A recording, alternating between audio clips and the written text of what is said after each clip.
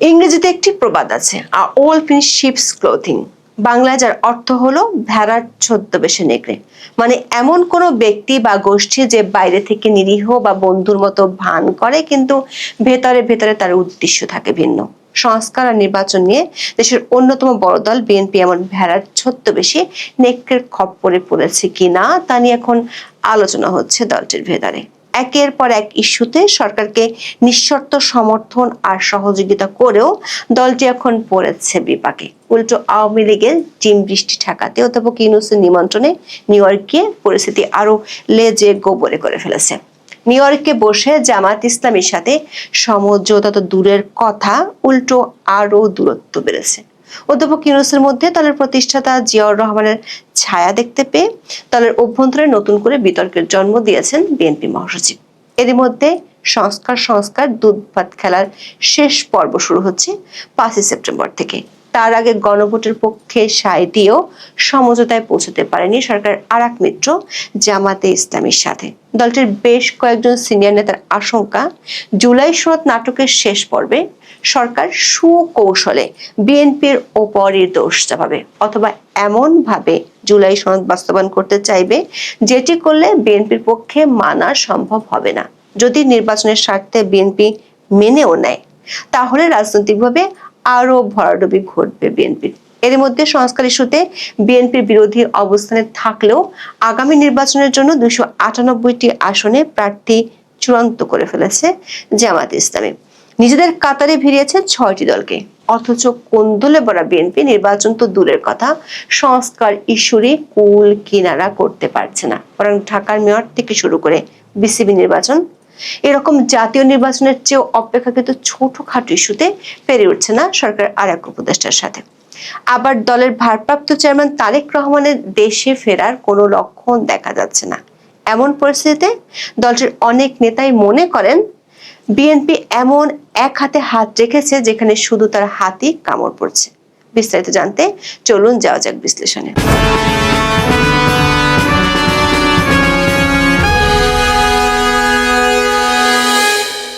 সারা দেশে মব সন্ত্রাস চললেও বিএনপি বরাবরই চুপ ছিল।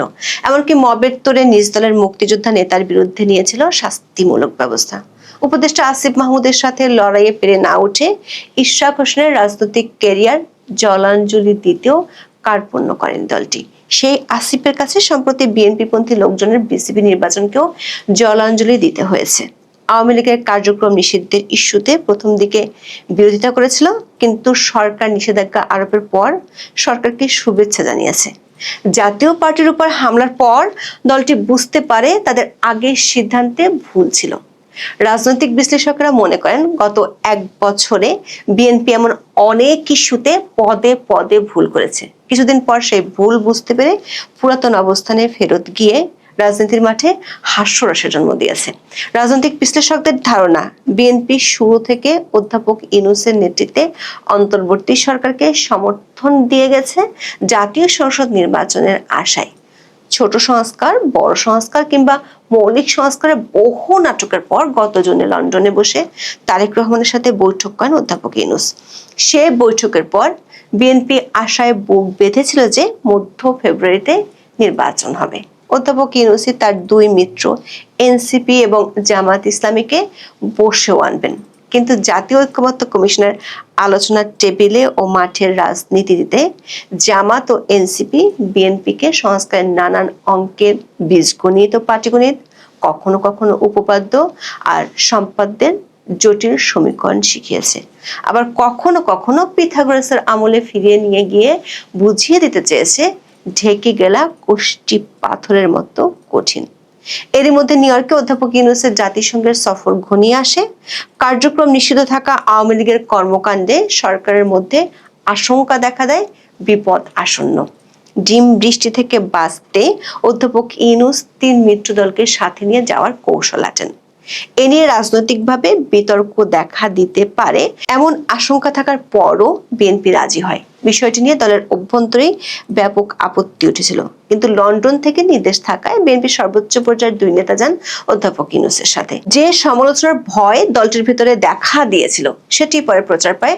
রাষ্ট্রীয় খরচে বডিগার্ড হয়ে বিএনপি নেতাদের কেন যেতে হবে এ নিয়ে সামাজিক মাধ্যমে বেশ কিছু মিমও ছড়িয়ে পড়ে, কিন্তু নিউ ইয়র্কে যাওয়ার পর দেখা গেল প্রধান উপদেষ্টা নিজের মতো করে তার প্রোটোকল দিয়ে সেফ এক্সিট যেমন হয় সেই রাস্তা দিয়ে বেরিয়ে চলে গেলেন।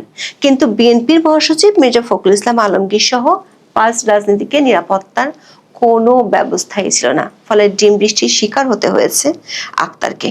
এনসিপি ও জামাত ইসলামের 4 নেতা এই সফরে থাকলেও দল দুটির সাথে স্থানীয় আওয়ামী লীগের কোনো মারামারি বা সংঘাত হয়নি, অথচ বিদেশের মাটিতে বসে আওয়ামী লীগের সাথে সংঘর্ষে জড়িয়েছে বিএনপি। তবে সবকিছু ছাপিয়ে মির্জা ফখরুল যখন বললেন মোহাম্মদ ইউনূসের মধ্যে তিনি জিয়াউর রহমানের প্রতিচ্ছবি দেখতে পান, তা নিয়ে শোরগোল পড়ে গেল পুরো রাজনৈতিক অঙ্গনে। প্রতিপক্ষ শিবির তো বটেই, নিজ দলের অভ্যন্তরে মির্জা ফখরুলের এমন বক্তব্য অনেক সিনিয়র নেতাই মানতে পারেননি। সূত্র বলছে দলের মহাসচিবের এ ধরনের বক্তব্যে খোদ দলের নেতা কর্মীদের মধ্যে হতাশার জন্ম দিয়েছে। তারা বলছে এটা দলের প্রতিষ্ঠাতার প্রতি অসম্মান।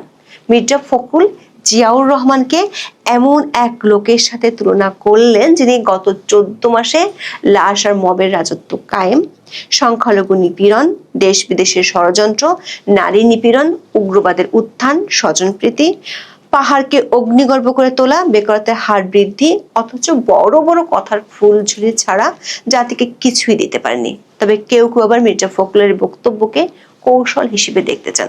তারা বলছেন এই মুহূর্তে সরকারের সঙ্গে কোনো বিরোধে যেতে চায় না বিএনপি। তারা মনে করে এরকম কোনো বিরোধে গেলে নির্বাচন ঝুলে যাবে। সেটির লক্ষণও সাম্প্রতিক সময়ে দেখা গেছে। বিশেষ করে পার্বত্য চট্টগ্রামের সংঘাতে, সারা দেশে মব সন্ত্রাস সহ বহু গুরুত্বপূর্ণ ইস্যুতে দলটি মুখে কুলু পেটেছে।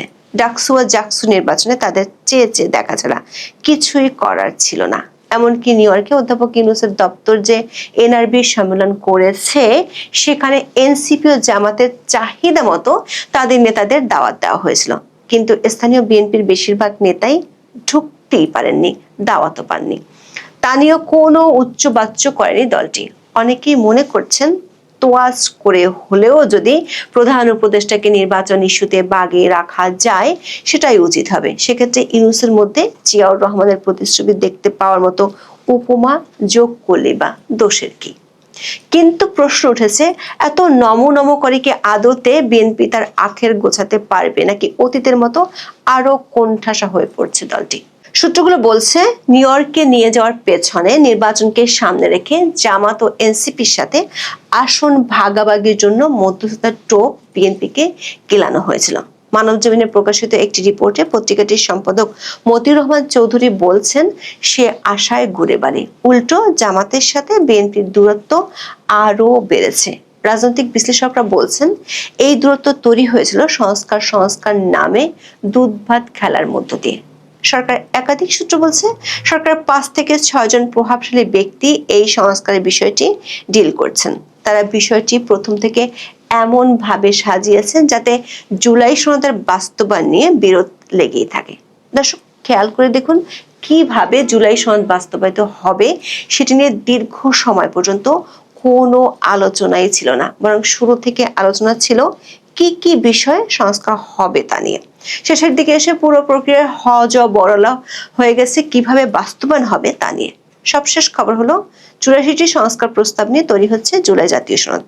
এর খসড়া চূড়ান্ত হলেও বাস্তবায়ন পদ্ধতি নিয়ে এখনো ঐক্যমত্য হয়নি। এ কারণে আটকে আছে জুলাই সনদ। বাস্তবায়নের উপায় ঠিক করতে 11 সেপ্টেম্বর থেকে রাজনৈতিক দলগুলোর সঙ্গে আলোচনা শুরু করে জাতীয় ঐক্যমত্য কমিশন। 3 দিন আলোচনা হলেও এখনো ঐক্যমত্য হয়নি। আপাতত আলোচনা মুলতবি রয়েছে। সনদ বাস্তবায়ন পদ্ধতি প্রশ্নে বিএনপি ও জামাত ইসলামের অবস্থান পুরোপুরি ভিন্ন।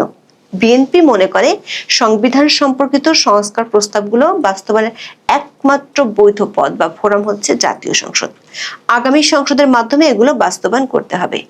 এর বাইরে অন্য কোনো উপায়ে সংবিধান সংস্কার করা সম্ভব কিনা সে বিষয়ে সুপ্রিম কোর্টের মতামত চাওয়ারও পক্ষে দলটি। অন্যদিকে জামাত ইসলামী চায় আগামী জাতীয় নির্বাচনের আগে জুলাই সনদের পূর্ণ বাস্তবায়ন করতে হবে।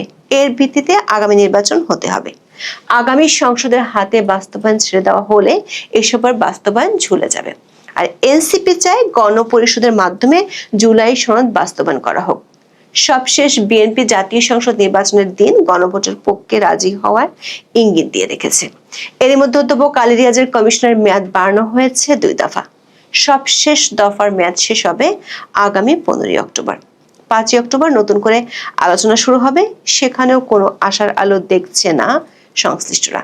দৈনিক প্রথম আলোর এক খবরে বলা হয়েছে, এই রাজনৈতিক মতভিন্নতার মধ্যে শেষ পর্যন্ত 15 অক্টোবরের মধ্যে জুলাই সনদের চূড়ান্ত রূপ দেওয়া সম্ভব হবে কি না তা নিয়ে সংশয় আছে। কারণ বাস্তবায়ন পদ্ধতি মনমতো না হলে গুরুত্বপূর্ণ অনেক দলের জুলাই সনদে সই না করার আশঙ্কা আছে।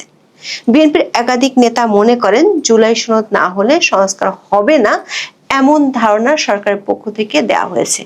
আবার সংস্কার না হলে নির্বাচন হবে না এমন কথা বলা হচ্ছে। ফলে পুরো দোষটা বিএনপির ঘাড়ে দেওয়ার আশঙ্কা থেকেই যাচ্ছে।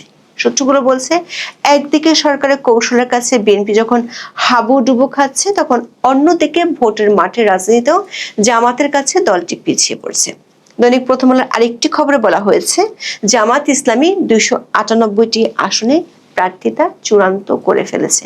অন্যদিকে বিএনপি প্রার্থিতা ঘোষণা করতে গেলে 2018 সালের নির্বাচনের চেয়েও ভয়ঙ্কর পরিস্থিতির মুখোমুখি হওয়ার আশঙ্কা করা হচ্ছে।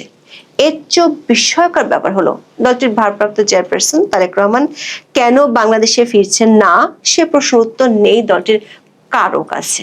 ডেইলি টাইমস অব বাংলাদেশে গত 30 সেপ্টেম্বর প্রকাশিত এক নিবন্ধে বলা হয়েছে, তারেক রহমান অ্যাসাইলাম ভিসায় লন্ডনে আছেন। অবশ্য 2018 সালে বিষয়টি মির্জা ফখরুল স্বীকার করেছিলেন।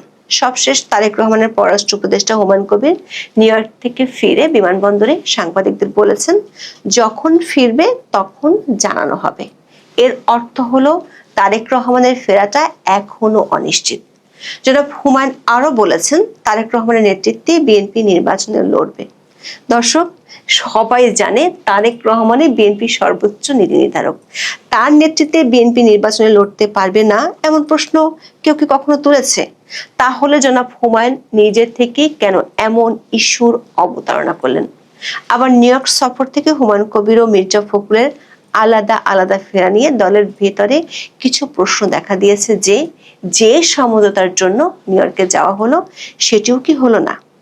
জামাত নেতা সৈয়দ আব্দুল্লাহ তাহেরও ফিরবেন আলাদা, তিনি ফিরবেন 7 অক্টোবর। বিএনপির একজন জ্যেষ্ঠ নেতা বিএনপির সামনে সমূহ বিপদ দেখতে পাচ্ছেন, যেটিকে তিনি মনে করেন দ্য টিপ অফ আইসবার্গের মতো। পরবখণ্ডের বেশিরভাগ অংশই পানির নিচে লুকিয়ে থাকে এবং সেটাই আসল বিপদ। এর মানে হলো বিএনপি